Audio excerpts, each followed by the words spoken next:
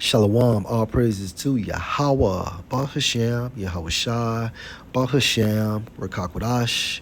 Double honors to the apostles, the elders, salutations to you, sincere brothers, teaching and truth and sincerity. Lesson will be entitled Understanding the Parable of the Rich Man and Lazarus. Lord, will you are edified. Video was inspired by a question. Luke 16 and 19.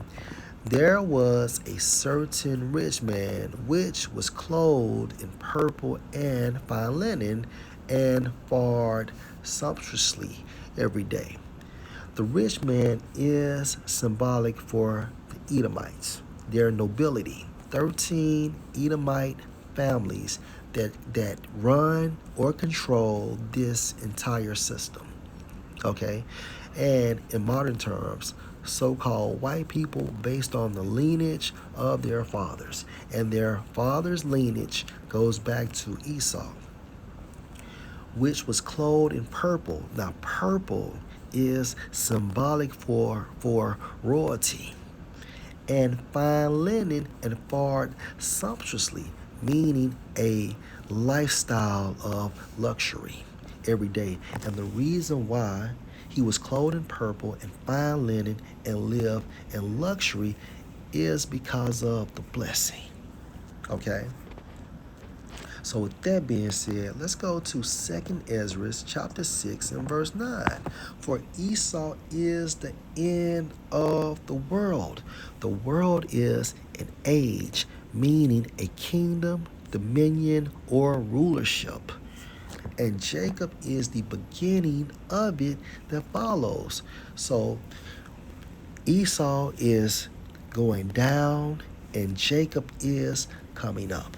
And when Yahushua comes back, okay, Esau's kingdom will be erected or eradicated, meaning destroyed. And the kingdom of heaven or the kingdom of Yahushua will be erected or implanted. And again, he was clothed in purple, fine linen, and far sumptuously because of the blessing. So let's go to Genesis chapter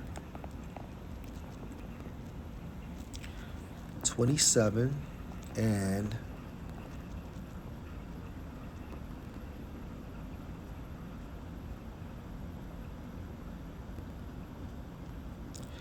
(32). Now, this is when Esau had made it back home, okay, attempting to get the blessing of the kingdom of heaven, which was given to Jacob. Verse 32, and Isaac his father said unto him, who are you? And he said, I am your son, your firstborn Esau. And Isaac trembled very exceedingly and said, where is he that has taken venison and brought it me? And I have eaten of all before you came, and have blessed him, yea, and he shall be blessed. And when Esau heard the words of his father, he cried with a great and exceeding bitter cry, and said unto his father, bless me, even me also, O my father. And he said, your brother came with subtlety, and has taken away your blessing. All right, so let me just jump down. Well, you know what? Let me stay here. And he said, is not he rightly named Jacob, Yaakov, which means supplanter, or a liar in wait? For he has supplanted me these 2 times. He took away my birthright, and behold, now he has taken away my blessing. And he said, have you not reserved a blessing for me? And Isaac answered and said unto Esau, behold, I have made him your Lord, and all his brethren have I given to him for service, and with corn and wine have I sustained him. And what shall I do now unto you, my son?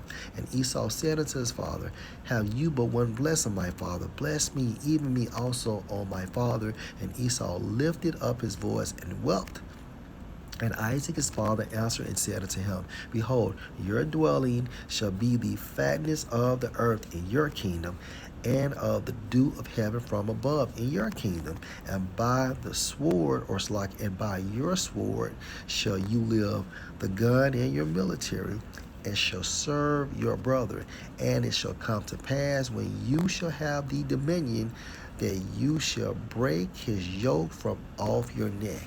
Okay, so we are in the end of Esau's blessing, right? And that's the reason, and that's the reason why Second Ezra chapter 6 and verse 9 states what? For Esau is the end of the world, and Jacob is the beginning of it that follows. And this will happen simultaneously.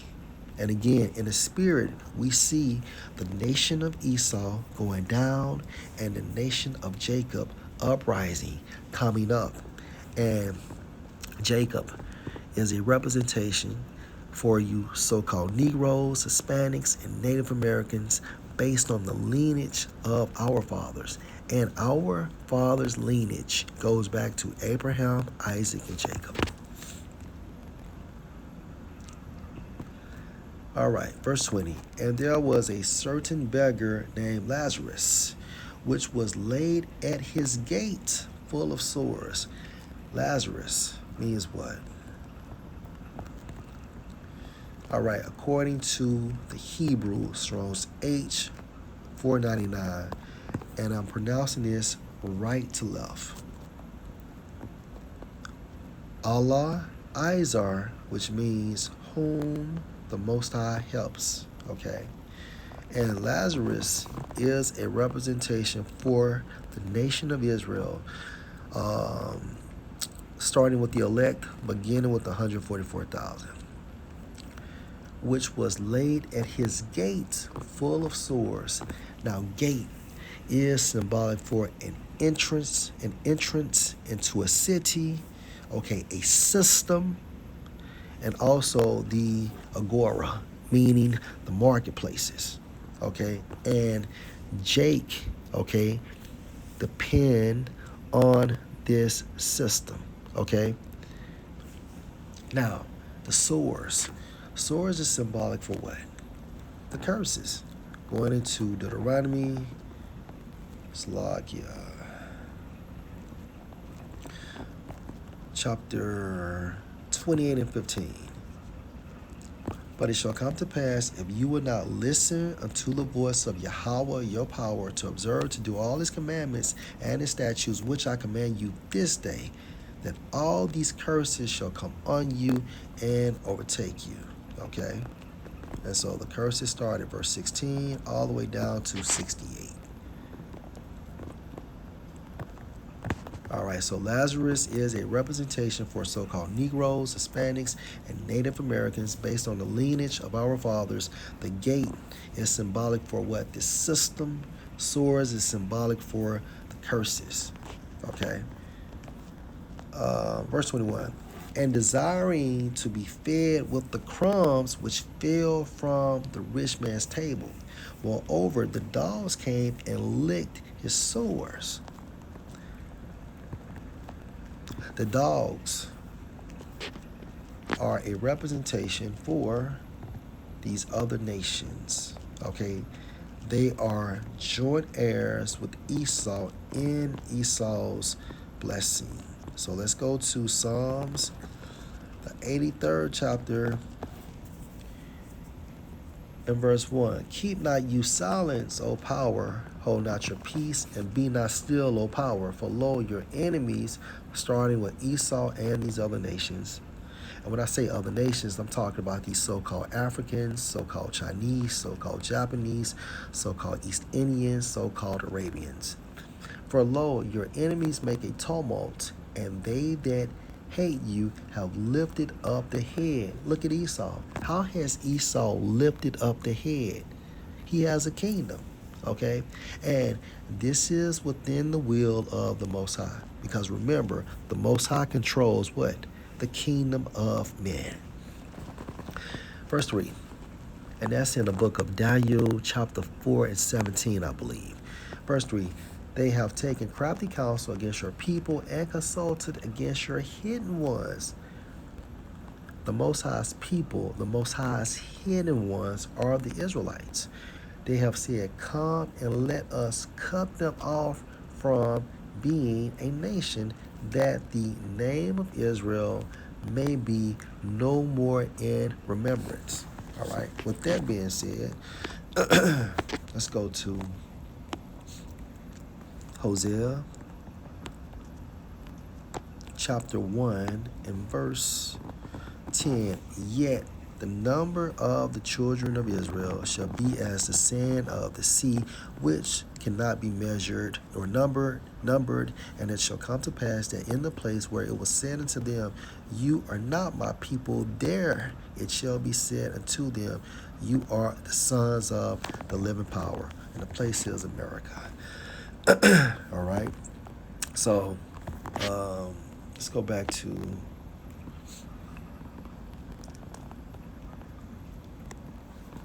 Psalms, the 83rd chapter.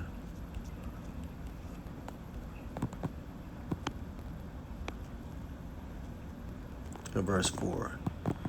They have said, come and let us cut them off from being a nation, that the name of Israel may be no more in remembrance. And this actually happened. But guess what? Hosea 1 and 10 happened too. All right, starting around 1969. Okay, with our spiritual forefather, Abba Bivens. And if you can receive this, he was John the Baptist and Elijah. Verse 5, for they have consulted together with one consent, one agenda. They are confederate against you. All right. So in Luke 16 and 19, moreover, the dogs came and licked his sores. So the dogs, meaning these other nations, they benefit from our curses. That's the reason why Chinese people can come to the hoods and place restaurants there and weave shops. That's the reason why these East Indians and these Arabians can come to the hood and have a gas station and sell incense, malt liquor, and fried chicken, right? This is all spiritual.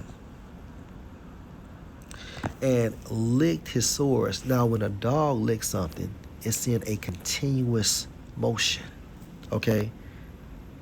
When a dog is licking something, it's in a continuous motion. And that's the same scheme of how they come here, okay, and set up shop and get paid. It's in a continuous fashion, right? So an East Indian or an Arabian, okay, they will they will buy a gas station. And guess what? They will pass it down to one of their own nation. Okay, or Salaka, they will pass it down to another Arabian or another East Indian. Okay, this is a continuous fashion. All right. Now, Jake has no fucking chance to do that.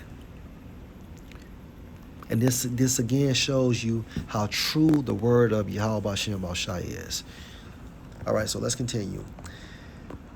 And desiring to be fed with the crumbs which fell from the rich man's table. Moreover, the dogs came and licked his sores. So Jake doesn't profit, okay, in Esau's blessing.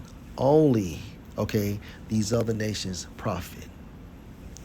And although Jake sells out, at the end of the day, it's only so far, okay, they can move around in this system. They just have a longer chain than we do. So verse 22, and it came to pass that the beggar died and was carried by the angels into Abraham's bosom. Now, that bosom in the Greek means what? Paradise, okay, referring to the kingdom of heaven or the kingdom of Yahushua.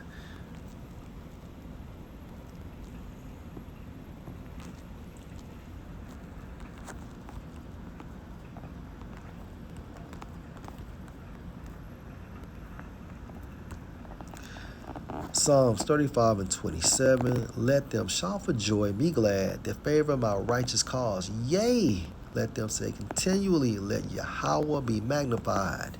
And we magnify Yahweh by saying his name. We magnify Yahweh by saying his name.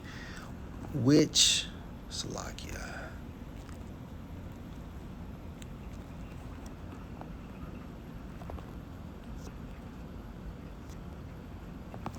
Back into Psalms 35 and 27, which has pleasure in the prosperity of his servant. Okay, and the pleasure in the prosperity of his servant is what? The kingdom of heaven. So again, by the angels into Abraham's bosom. Now, Abraham's bosom, or the bosom, is referring to a paradise. And the reason why it's called Abraham's bosom, let's go to Genesis chapter 17 and verse 1. And when Abram was 90 years old and 9, Yahweh appeared to Abram and said unto him, I am the almighty power. Walk before me and be you perfect. And walk before me, meaning walk, okay, according to the Hebrew, is how we regulate or manage our lifestyle, utilizing the scriptures, okay. Verse 2, and I will make my covenant between me and you, and will multiply you exceedingly. And Abram fell on his face, and the Most High talked with him, saying, as for me, behold, my covenant is with you, and you shall be a father of many nations. Neither shall your name any more be called Abram, but your name shall be Abraham, for a father of many nations have I made you. And I will make you exceeding fruitful, and I will make nations of you, and kings shall come out of you. Verse 7, and I will establish my covenant between me and your seed, Abraham, Isaac, and Jacob, and your seed from Abraham, Isaac, to Jacob, trickling down to the tribes. Again, trickling down to the tribes. Again, trickling down to the tribes, and your seed after you and their generations, for an everlasting covenant, to be a power unto you and to your seed after you. And I will give unto you and to your seed after you the land wherein you are a stranger, all the land of Canaan, Israel, for an everlasting possession, and I will be their power. And that's the reason why this parable identified this place as Abraham's bosom, because he is the father of the promise. Let's see if I can.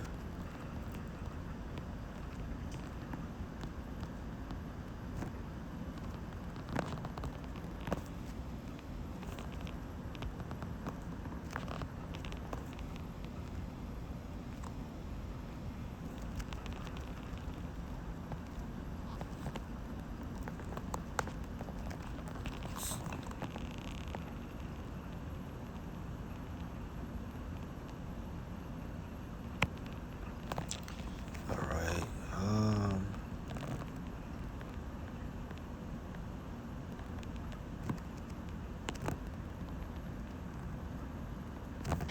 Maybe it's in the book of Galatians. Hold on.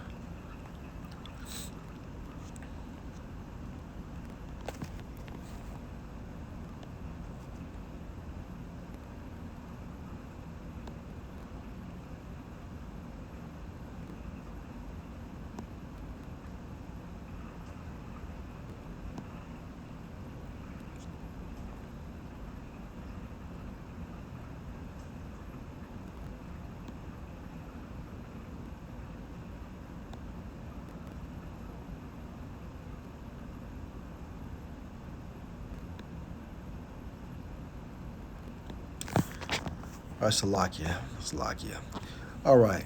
So again, back in Luke 16 and 22, and it came to pass that the beggar died and was carried by the angels into Abraham's bosom, which is symbolic for the kingdom of heaven. The rich man also died and was buried. Okay, verse 23. And in hell he lifted up his eyes, being in torments, and saw Abraham afar off and Lazarus in his bosom. So in a nutshell, our heaven will be Esau's hell and these other nations' hell. Okay?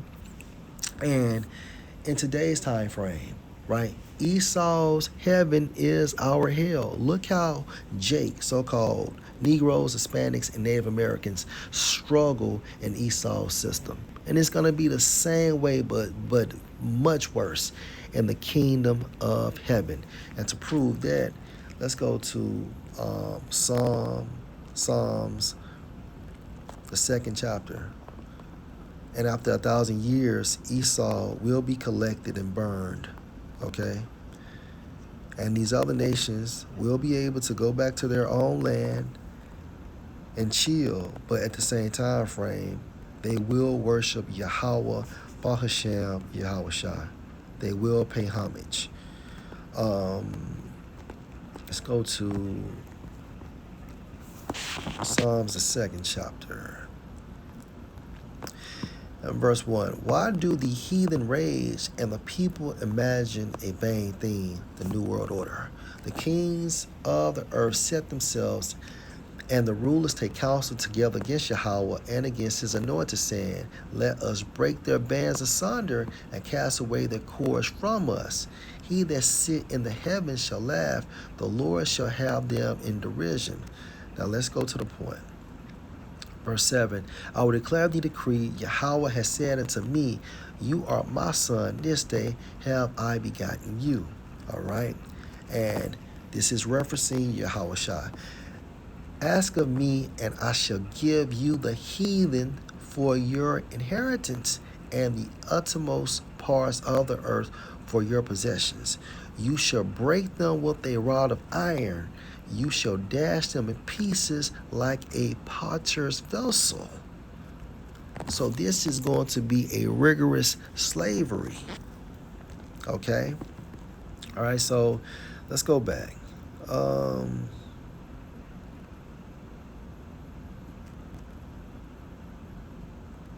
So again, and in hell he lifted up his eyes, being in torments, and saw Abraham afar off and Lazarus in his bosom. So we are going to be living and enjoying life, and the Edomites and these other nations are going to be enslaved. Okay, they are going to be enslaved. Verse 24, and he cried and said, Father Abraham, have mercy on me, and send Lazarus, that he may dip the tip of his finger in water and cool my tongue, for I am tormented in this flame. Verse 25, and that's how much hell he's going to be catching. Like Esau is going to catch it, right? To prove that, let's go to Lamentations chapter 4 and 21. Rejoice and be glad, O daughter of Edom. Daughter, meaning the entire nation, that dwell in the land of Uz. The cup also shall pass through unto you. You shall be drunken, and you shall, let me read that again. And you shall be drunken and shall make yourself naked. Verse 22, the punish of your iniquity is accomplished, O daughter of Zion. See, we're coming to this time frame now. He will no more carry you away into captivity. He will visit your iniquity, O daughter of Edom. He will discover your sins. And Esau is going to catch hell for what he did to our people, for what he did to the earth. Okay?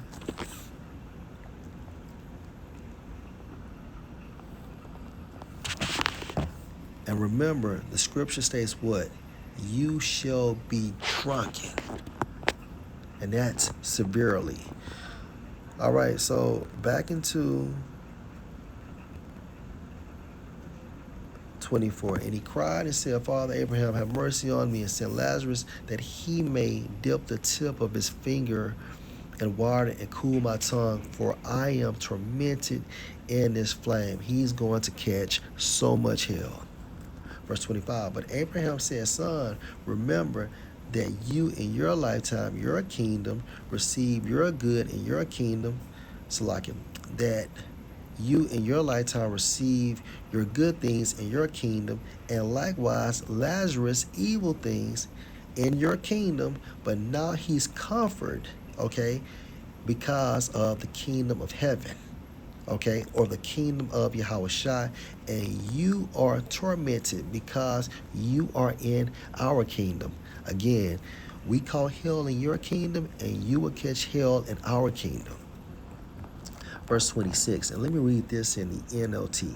And besides, there is a great chasm, which means opening, separating us. No one can cross over to you from here, and no one can cross over to us from there. And this is how the Most High set this up in the spirit. Okay, and it first played out in Genesis, the 2nd chapter. It's Salakia, it's the 3rd chapter.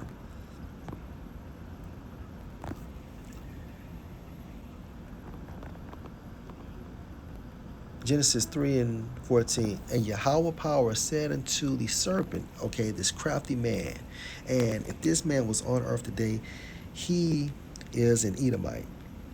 Because you have done this, you are cursed above all cattle, meaning what these other nations, and above every beast of the field, these other nations. On your belly shall you go, and dust shall you eat all the days of your life. And this will fully be magnified in the kingdom of heaven. Okay, because remember, at one time, according to Job, what's that, the 30th chapter, this man couldn't even fucking talk. Okay, he was braying and shit. And that was during that was during the time frame of the Dark Ages. So verse 15, and I will put enmity, meaning hatred, between you and the woman. Okay, so that's the reason why there's ongoing hatred between the nation of Edom and the nation of Israel.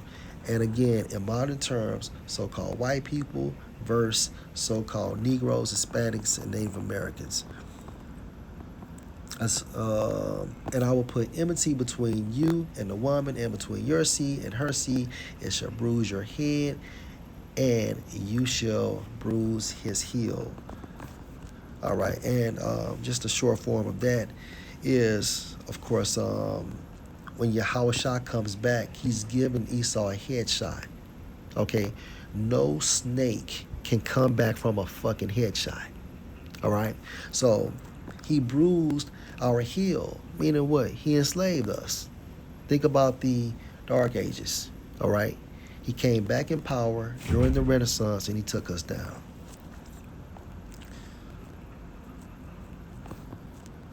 So you can come back from a bruised heel, but you cannot come back from a headshot.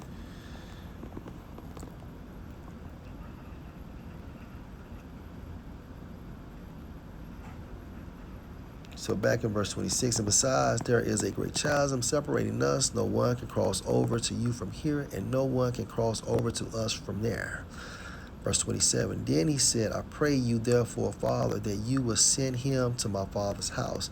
For I have 5 brethren, that he may testify to them, lest they also come into this place of torment. And they're going. Okay, they're going.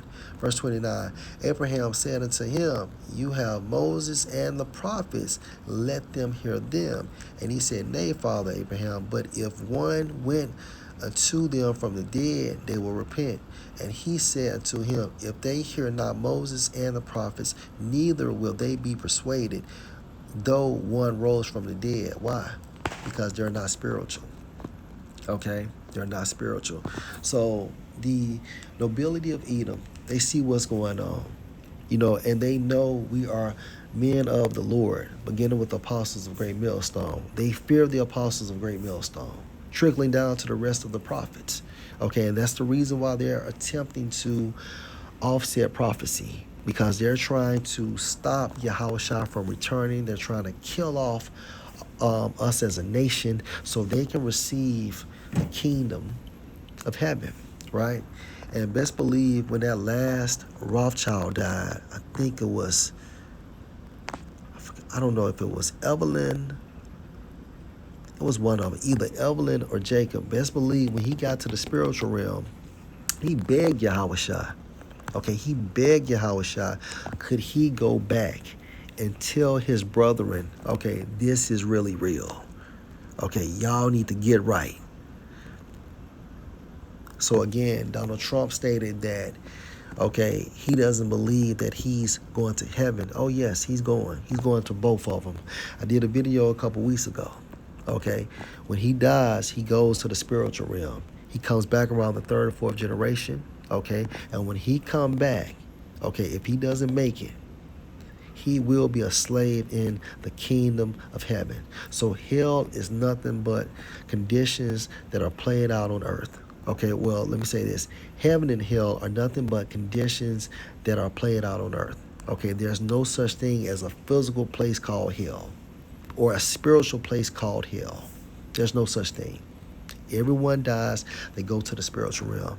And this is nothing but um, um, symbolic talk about the kingdom of heaven for the nation of Israel and how Esau and his nation, okay, the Edomites, will catch hell for what they did on earth. That's it. So, Lord will, this was edifying. Shalom.